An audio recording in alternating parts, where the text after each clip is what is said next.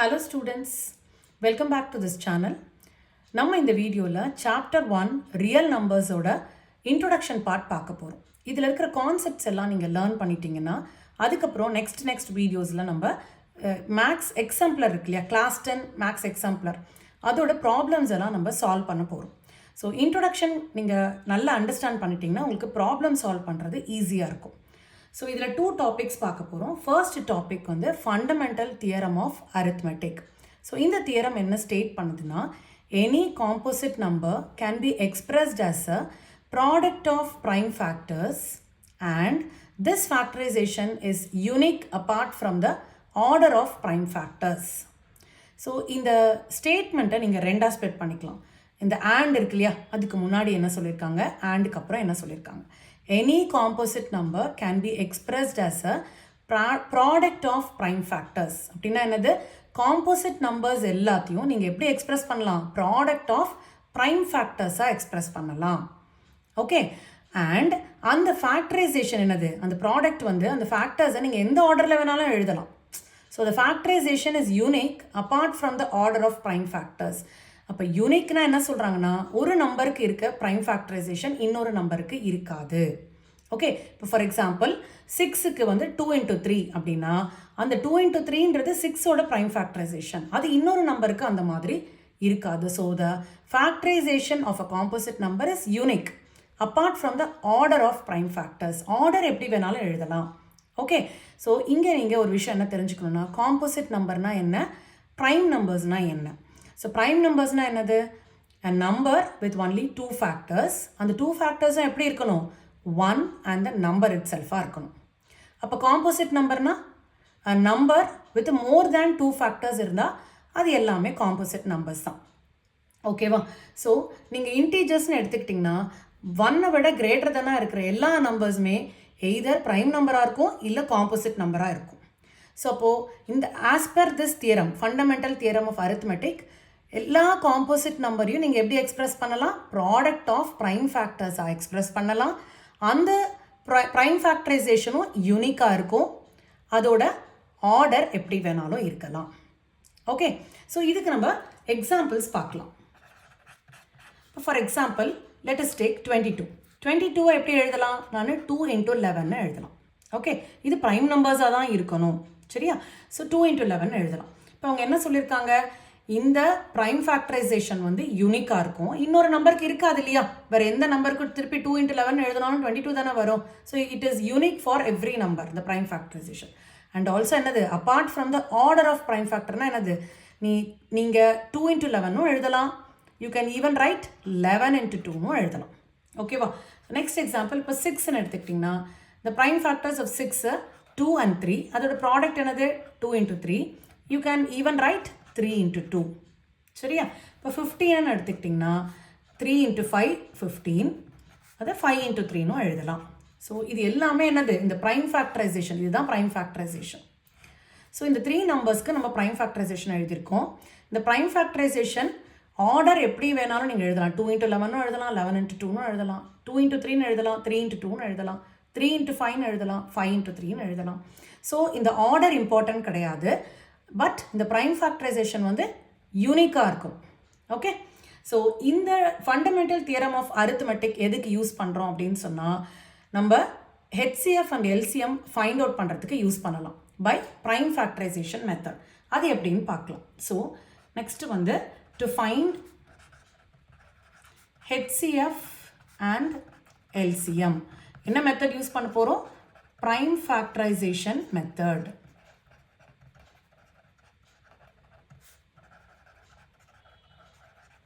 Okay, so step 1, first உங்களுக்கு ஒரு 2 numbers கொடுத்துட்டு ஃபைண்ட் ஹெச்சிஎஃப் ஆர் எல்சிஎம்னு கொஷின் இருக்கும் இல்லையா. இப்போ ஸ்டெப் 1 நீங்கள் என்ன பண்ணணும்னா, first you have to find all the prime factors of the given number. Find all the prime factors of the given number. Next step 2ல என்ன பண்ணணும், சப்போஸ் நீங்கள் HCF கண்டுபிடிக்கிறதா இருந்தால் HCFன்றது product of the smallest power, product of the smallest power of each common prime factor. So HCF என்றது product of the smallest power of each common prime factor.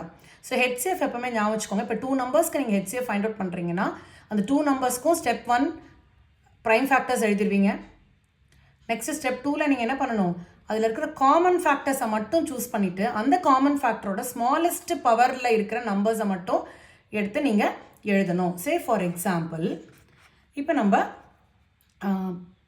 6 and 8க்கு நம்ம HCF கண்டுபிடிக்கலாம். Okay, first step என்ன பண்ணணும், நம்ம step 1 we have to find the prime factors. இப்போ 6ஓட prime factors என்னது 2, 3 இல்லையா? So நீங்கள் 6 எப்படி எழுதிக்கணும், 2 into 3ன்னு எழுதிக்கலாம்.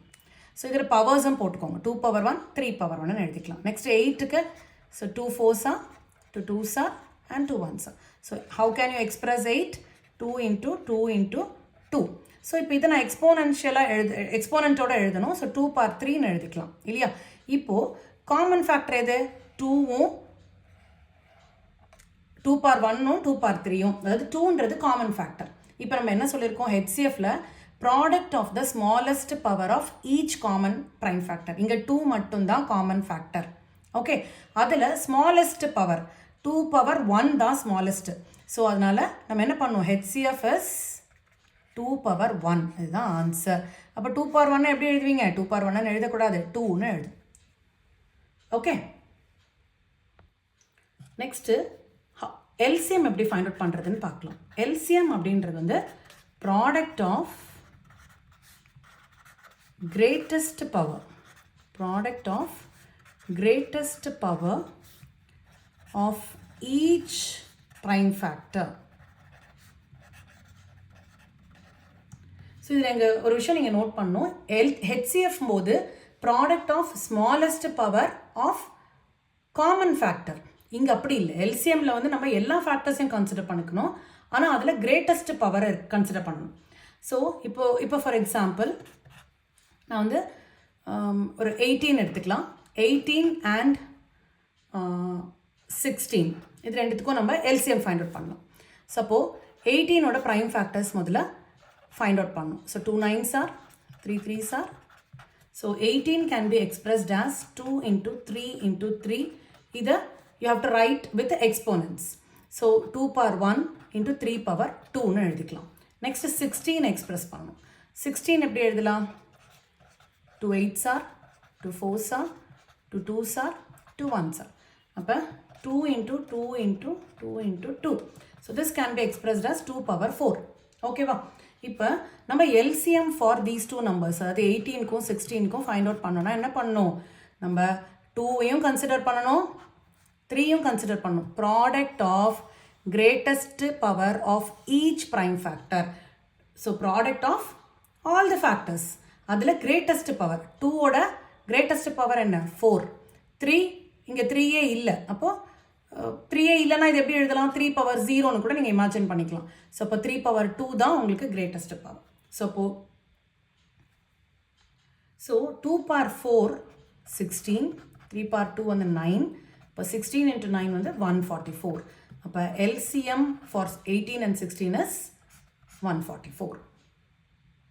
ஸோ டாபிக் 2 பார்த்திங்கன்னா இரேஷ்னல் நம்பர்ஸ் பற்றி பார்க்க போகிறோம். ஸோ இரேஷ்னல் நம்பர்ஸ்னால் என்னென்னு அண்டர்ஸ்டாண்ட் பண்ண ஃபஸ்ட்டு நம்ம ரியல் நம்பர்ஸில் 2 டைப்ஸ் இருக்குன்னு உங்கள் எல்லாருக்கும் தெரியும், rational number, irrational number. So rational நம்பர்னால் என்னது, the numbers which are in the form of p/q where p and q are co-prime integers and q not equal to 0. So p/q ஃபார்மில் ஒரு நம்பரை உங்களால் எக்ஸ்ப்ரெஸ் பண்ண முடிஞ்சதுன்னா அது ரேஷ்னல் நம்பர். அதில் பியும் க்யூவும் எப்படி இருக்கணும், கோப்ரைம் இன்டீஜர்ஸாக இருக்கணும். இதில் கோப்ரைம்னா என்ன, இன்டீஜர்ஸ்னால் உங்களுக்கு தெரியும், positive number and negative numbers சேர்ந்தது இன்டீஜர்ஸ். இப்போ கோப்ரைம்னா என்னது, ஸோ சில ஸ்டூடெண்ட்ஸ் வந்து ப்ரைம் நம்பரையும் கோப்ரைம் நம்பரையும் கொஞ்சம் கன்ஃபியூஸ் பண்ணிப்பாங்க. ப்ரைம் நம்பர்ஸ்னால் என்னன்னு சொன்னேன் நான், a number which has only 2 factors. அந்த 2 factors எப்படி இருக்கணும், 1 number itself. இப்போ for example 2 is a prime number. ஏன்னா 2 என்னது, அதோட ஃபேக்டர்ஸ் என்னது, 1 into 2 தான் 2. இப்போ 1 and the number it self. ஓகேவா? அப்போது அடுத்தது வந்து இப்போ 5 பார்த்தீங்கன்னு வச்சுக்கோங்களேன். 5 எப்படி எக்ஸ்பிரஸ் பண்ணலாம்? 1 into 5ன்னு எக்ஸ்பிரஸ் பண்ணலாம். 1 and the number itself. So அதுதான் அதோட ஃபேக்டர்ஸ். 1 and 5 தான் ஃபேக்டர்ஸ். ஸோ இப்போது 2 ஃபேக்டர்ஸ் மட்டும் இருக்கணும். அந்த 2 ஃபேக்டர்ஸும் நம்பர் இட் செல்ஃபாக இருந்ததுன்னா அது ப்ரைம் நம்பர்ஸ். அப்போ கோ ப்ரைம் நம்பர்னால் என்ன? கோ ப்ரைம் நம்பருன்றது எப்பவுமே சிங்கிள் நம்பரை நம்ம கோ ப்ரைம் நம்பர்னு சொல்ல மாட்டோம். 2 நம்பர்ஸை தான் கோ ப்ரைம் நம்பர்ஸ்ன்னு சொல்லுவோம். அதாவது ஒரு 2 நம்பர்ஸ் நீங்கள் கன்சிடர் பண்ணிவிட்டு அந்த 2 நம்பர்ஸ்க்கும் காமன் ஃபேக்டரே இல்லை எக்ஸப்ட் 1, வேறு எந்த காமன் ஃபேக்டரும் இல்லைன்னா நம்ம அந்த நம்பர்ஸை கோ ப்ரைம் நம்பர்ஸ்ன்னு சொல்லுவோம்.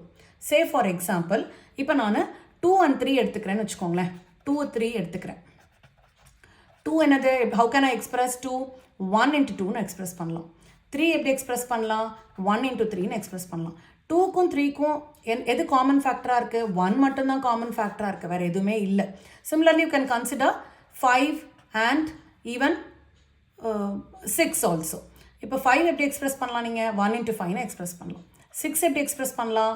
2 into 3ன்னு எக்ஸ்பிரஸ் பண்ணலாம். அப்போது இதில் வந்து பாருங்கள், இப்போ இது அகெயின் 1ம் இருக்க போகுது இதில் இல்லையா?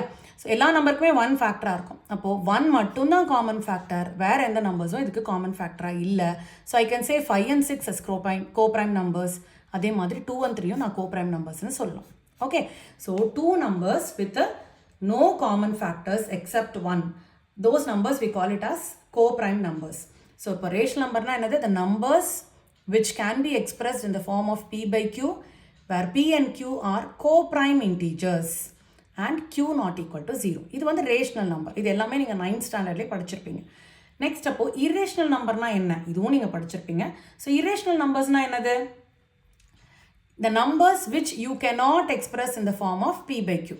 So if you are not able to express in the form of p by q, those numbers we call it as irrational number. அப்போ எந்த ஃபார்மில் இருக்கும் அது அப்படின்னு சொன்னால் ஸ்கொயர் ரூட் ஆஃப் நான் perfect square. Okay, so irrational number எப்போவுமே p by q ஃபார்மில் இருக்காது. அப்போ எப்படி இருக்கும்? ஸ்கொயர் ரூட்டுக்குள்ளே ஒரு நான் பர்ஃபெக்ட் ஸ்கொயர் நம்பர் இருந்ததுன்னா அந்த நம்பரை வந்து நம்ம இரேஷனல் நம்பர்னு சொல்லலாம். இப்போ நான் பர்ஃபெக்ட் ஸ்கொயர்னா என்னது? இப்போ for example 4 I can express it as 2 into 2. அப்போ இது 4 என்னது? Perfect square. ஸோ 5 எப்படி எழுதலாம்? நம்ம 1 into 5 தான் எழுத முடியும். இப்போ 5 இஸ் அ நான் பர்ஃபெக்ட் ஸ்கொயர். கரெக்டாக? இப்போ 6 2 into 3ன்னு எழுத முடியும்.